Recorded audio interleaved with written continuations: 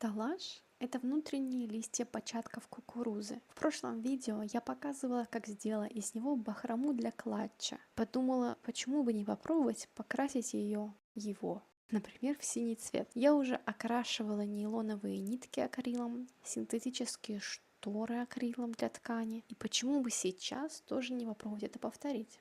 Я взяла акриловую краску, смешала нужный мне цвет и сделала цветную водичку. Окунула солому в эту воду с краской, но чуда не случилось. Возможно, если бы я дольше подержала солому в краске, цвет был бы сильнее. По крайней мере, белые синтетические кисти в момент окрашиваются в темный цвет от акрила. Я же достала светло-голубую кукурузу сушиться на флаере из магазина. Это ведь натуральный материал. Должна помочь пищевая краска. Я вспомнила, что есть старая краска для яиц. Синяя оказалась вскрытой и, конечно же, засохшей. Я решила вскрыть пластик ножницами и удостовериться пальчиками, что все намертво засохло.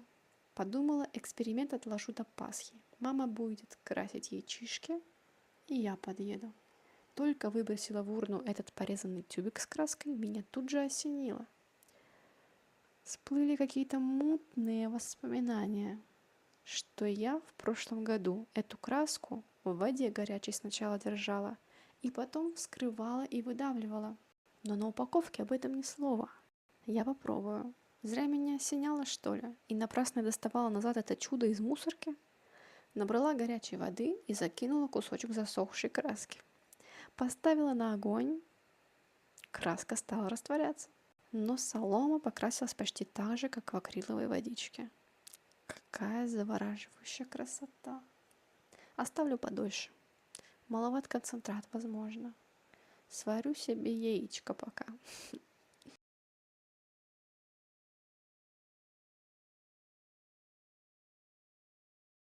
Ага, думали, краска засохла, испортилась?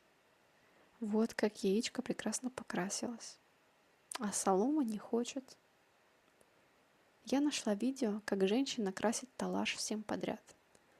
Варка в кофе, шелухи лука, коре дуба, красном вине. Я думаю, также марганцовка и зеленка справились бы. Дальше она взяла краску для волос. Выглядела жутковато, и я бы не хотела повторять этот процесс. Но покраска удалась. Цвет прям с коробки. И в конце она показала радугу цветов из анилиновой краски для яиц. Может, мои не анилиновые были? На упаковке об этом не написано. В общем, красить можно, знаете, но я пока передумала. А на своем талаше я заметила блестки после покраски. Но они облетают, к сожалению.